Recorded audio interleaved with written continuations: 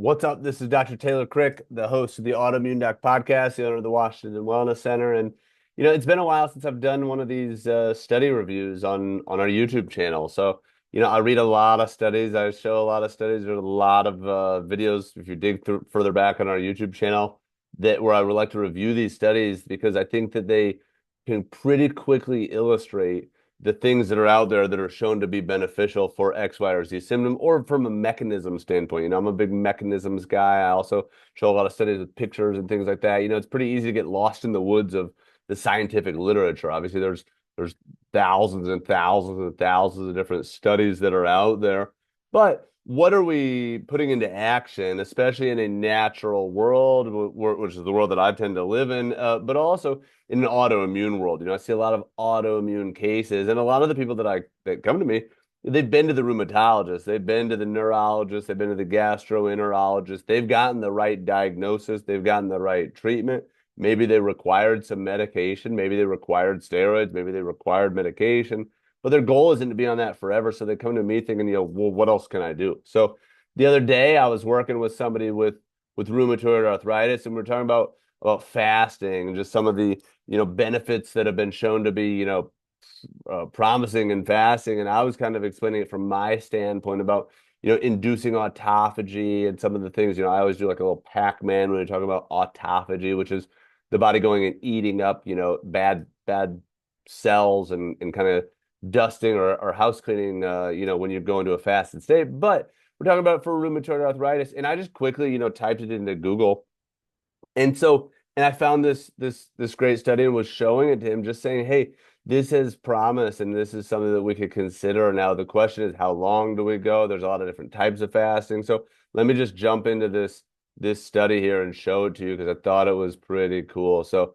this study is from the journal Clinical Nutrition, which is a pretty reputable journal. It came out in 2025. So again, when I found this on just a quick Google search, I was like, oh, check this out, dude. There's literature out there about this, but let me go into it. Again, like I normally do, it's only 9 pages. It's a narrative review, so they're kind of reviewing, the mechanisms that could be out there. It's not a clinical trial like we had 10 people fast and we had 10 people not fast, and we kind of compare them. They're just kind of reviewing the mechanisms behind this. So I'll touch on some of these things, and maybe just zoom in a little bit here, but.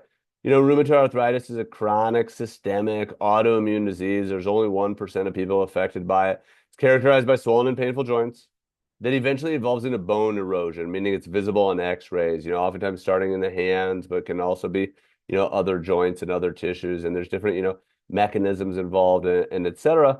But it says there's cartilage degradation, systemic inflammation, and it reduces patients' quality of life, So that's the bottom line, is people are miserable when they're in pain all the time.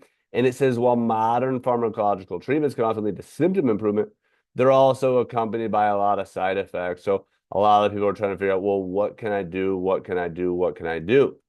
Dietary interventions, particularly fasting and calorie restriction, have gained increasing attention recently for RA prevention and treatment. Their anti-inflammatory potential and their ability to modulate the gut microbiome render them as an attractive option to accompany or modify medical treatment. So I think that's cool. I do think that some of the things that are, always involved with rheumatoid arthritis is inflammation, inflammatory cytokines, and just kind of the molecular biochemistry that goes into that with autoimmunity. We see these T cell imbalances and things like that. I talk about it quite often on my podcast, but goes into some improvements in some of these things, or how it could help. So it says the present narrative review reflects our current knowledge, emphasizing their impact on clinical outcomes and the potential underlying mechanisms and the sustainability of their effects. Evidence suggests that fasting and calorie restriction may lead to short-term improvement in RA disease activity, including reductions in inflammatory markers like C-reactive protein and interleukin-6. But more studies are needed and blah, blah, blah. So it goes on. I'm going to zoom back out and says rheumatoid arthritis, kind of goes into the details of this. It's estimated that 31.7 million individuals are going to be living with RA by 2050, has a high socioeconomical impact. So again, just like most studies, kind of goes into the background of what is rheumatoid arthritis. Honestly, out of all the autoimmunities, besides maybe MS or things like that, RA might be the most well understood by the general public because it has the word arthritis in it. So it's like joint pain. People understand that the joints are inflamed, but kind of goes on. It says the etiopathogenesis, meaning how does it start, is multifactorial and is not yet fully elucidated. Genetics, immunological, environmental, and lifestyle factors, smoking, drinking, diet, uh, mold exposure, toxin exposure, heavy metals, getting sick or things like that can contribute to the initiation, progression, and severity. Central to RA is the production of antibodies. That's how autoimmunity is, identified as autoantibodies such as rheumatoid factor and anti-CCP antibodies, citrullinate, sorry, I got the hiccups, anti-citrulliнаted protein antibodies, which trigger the autoimmune recognition in the joints. This process is accompanied by an upregulation of inflammation, triggering and perpetuating local inflammation, synovitis, and cartilage damage. Meaning, if there's a fire burning in your joints and that fire burns long enough, it can burn down some of the house, not the whole house, but parts of the house, especially the joints and synovial tissue. It goes on to talk about these, inflammatory cytokines. It says of the inflammatory cytokines, interleukin 6 and TNF alpha play pivotal roles. So, some of the meds that are out there are TNF blockers like Humira and some of the other big, arthritis meds. Um, and the hallmark of the disease is the pro-inflammatory loop, meaning it can keep going and going and going, further promoting inflammation and immune system activation in the joints, and thereby inducing bone erosions and cartilage degradation. Several environmental and lifestyle factors contribute to RA. Smoking is one of them. Here's why. Another significant factor is diet, likely via its influence on the gut microbiome. Dysbiosis, which is an imbalance of the gut microbiome, is increasingly recognized as a contributor to immune function in RA. So I'll tell you, when somebody comes to me with RA, the first things we're looking at, depending on what they've already had run, is like, what's your C-reactive protein? What's your rheumatoid factor? What's your sedimentation rate? What's your CCP antibodies, anti-CCP antibodies, cyclical citrulliнаted protein? And then looking at the gut microbiome, also maybe looking at what are your omega-3s, what are your vitamin D level, some of those things that are anti-inflammatory that are kind of what we call low-hanging fruit. But then looking in the gut microbiome is an important place to look for anybody with an inflammatory condition, but especially associated with RA. These are some of the things that might be high or low. Yeah. So, and then there's a lot of side effects. There's GI side effects. There's other side effects with things like steroids. So it goes into the need for complementary therapeutic strategies aimed at symptom alleviation or even disease prevention. Dietary interventions, particularly fasting and calorie restriction, have emerged as promising approaches due to their ability to have anti-inflammatory effects and their potential to modulate systemic metabolism and the gut microbiome. So now we get into some of the details of this, and some of the pictures, I like pictures, but this is saying here's preclinical RA. You've got increased inflammation. You might have an increase in some lab markers like C-reactive protein, that's a lab marker. You might have a loss of tolerance, meaning you've got food sensitivities, you've got chemical sensitivities, you've lost tolerance to these things, and you might have antibody formation, but your x-rays might be normal. Early RA, you've got arthritis, and it's starting to get worse. And then established RA, we're starting to see some bony erosion on an x-ray. We're starting to see cartilage degradation. We're starting to see narrowing of the joint spaces in the fingers or the knees or the hips or whatever the case is, the ankles, all those, the hips. I think I may have already said that. All those are possible. And then here's the risks for RA. It can be the genetics, be lifestyle, drinking, smoking, eating junk, and environmental exposure. So, yeah.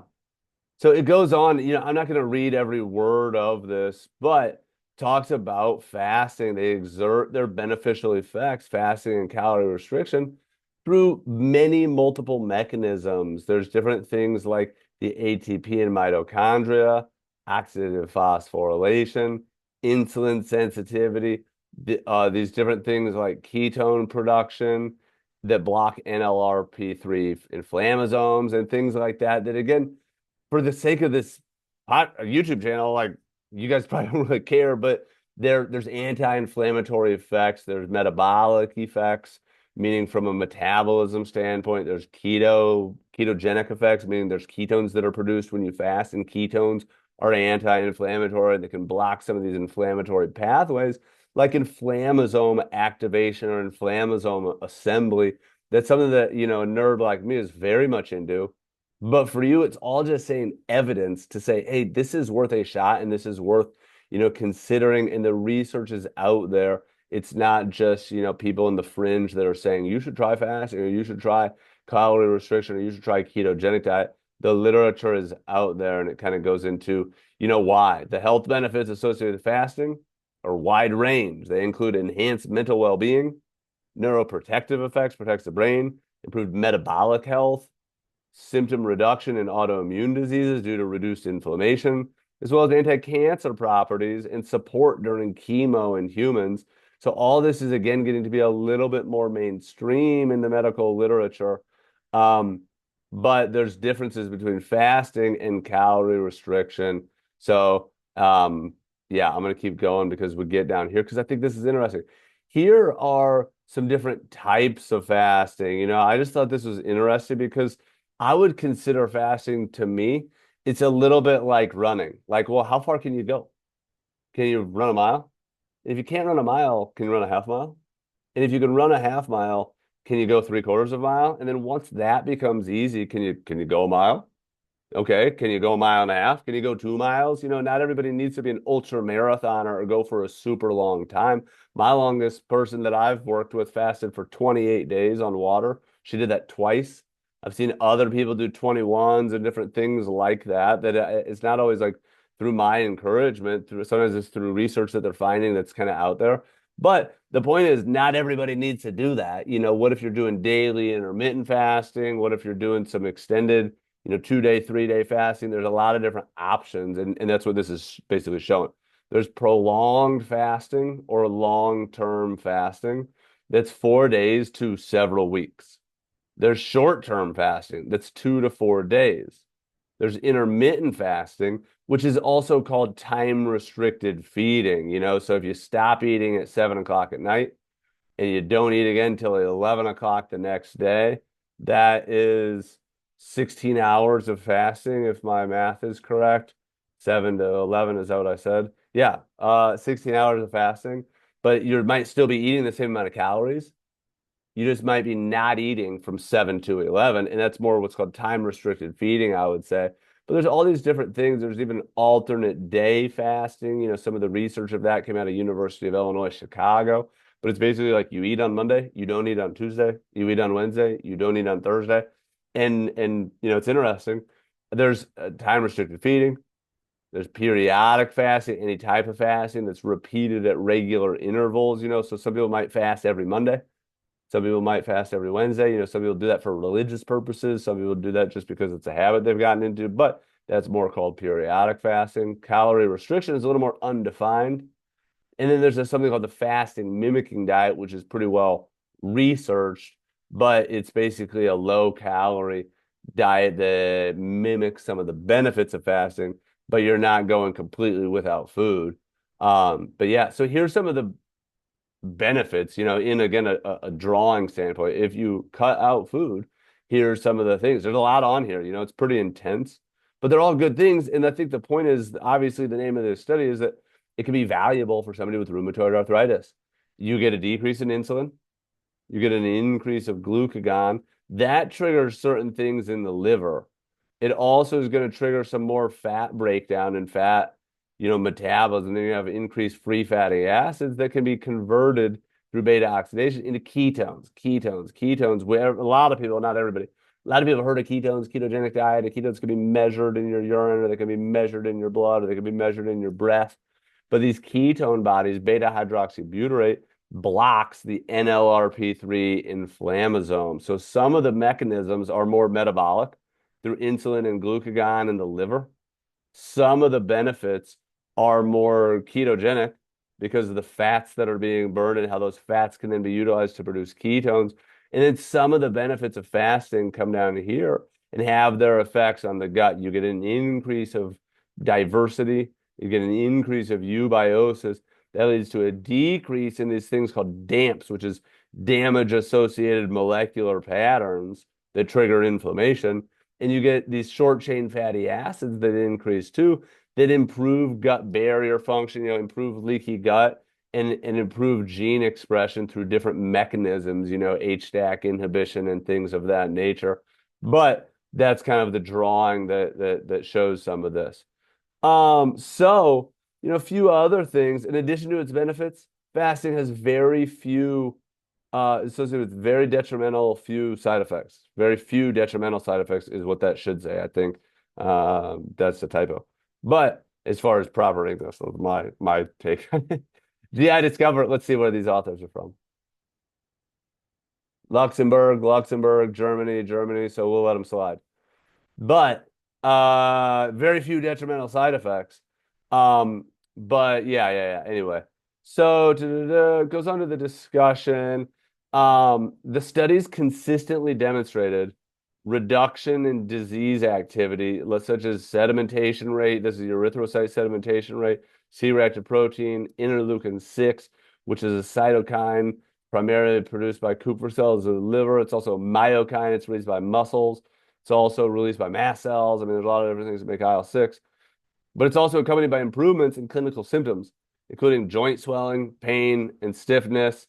But there's different study designs and different protocols and things like that. So obviously, anytime that somebody's publishing something in the literature, they're like, take it with a grain of salt. Here's what the results said, but take it with a grain of salt. Here's what the results said. They were positive, but take it with a grain of salt because this could have been controlled for, this could have been controlled for, this could have been controlled for. The studies included in this review vary significantly in terms of their protocols, their follow-ups, the patient characteristics. So there are some differences when we look at all these different studies that are kind of considered. But it goes into the different studies that have shown effects on RA and fasting. It said fasting led to temporary improvements, no direct microbiome analysis. But fasting decreased, this is from 1982. Fasting decreased intestinal permeability. I don't know, 1982, like that's older than me. I ain't spending any more time on that. But as we get, more and more, modern 2010, 2023, they just had different symptoms. But I think that again, this is kind of the picture I was going for. Somebody comes in, they've got inflammation. My joints hurt. I've got RA, or my joints hurt and I don't have RA, but my joints hurt. They've got inflammation. They can feel that. They can see that. It might be red. It might be inflamed. It might be painful. It might be tender to the touch. And then fasting, here are some of the things that it does. Basically, it decreases all the bad stuff. Sedimentation rate, C-reactive protein, those are inflammatory markers. I just saw those elevated today in somebody with signs of heart disease. Or I see those in elevated signs of inflammatory bowel disease, but they're just inflammatory markers. But it will decrease IL-6. It will decrease white blood cell recruitment. It will decrease intestinal permeability. It will decrease this agalactosyl IgG. It will increase the neutrophil bactericidal capacity, meaning these neutrophils, which are white blood cells, can kill bugs better. They can kill off the bad bugs better. And it will increase DHEA sulfate, which is an important, hormone as far as a precursor to testosterone, an adrenal hormone, and an anti-aging hormone, and things like that. And then it will shift, positive and negative, the gut microbiome and short-chain fatty acids. But I think the bottom line is that fasting leads to a decrease in disease activity, and that's what we want. If somebody comes to me with a lot of disease activity or they're currently in a flare, this is our goal. This is something that we know is there. Sometimes we want to measure these things just to provide a baseline, but most of the strategies that we're implementing, that's our goal. And again, there are other studies similar to this that show that, vagus nerve stimulation helps, vitamin D helps, omega-3 fish oils help. In all these things, I like to show the evidence of these things so that somebody believes me. But that's exactly what we're doing for somebody clinically is saying, well, how much do we need to do? Let's do as much as we need to do to slow this disease activity. Yeah, I think that's about it. Let me just look. As previously mentioned, the gut microbiome has gained recognition as a key player in RA. Several pathogens have been associated with these pro-inflammatory cytokines, including the NF-kappa beta pathway, these MAMPs and DAMPs, reactive LPS. Again, I could go on and on. I could talk about these for hours, but short chain fatty acid production, these are kind of the common words in my podcast and in my YouTube channel and things like that. But here's the conclusion.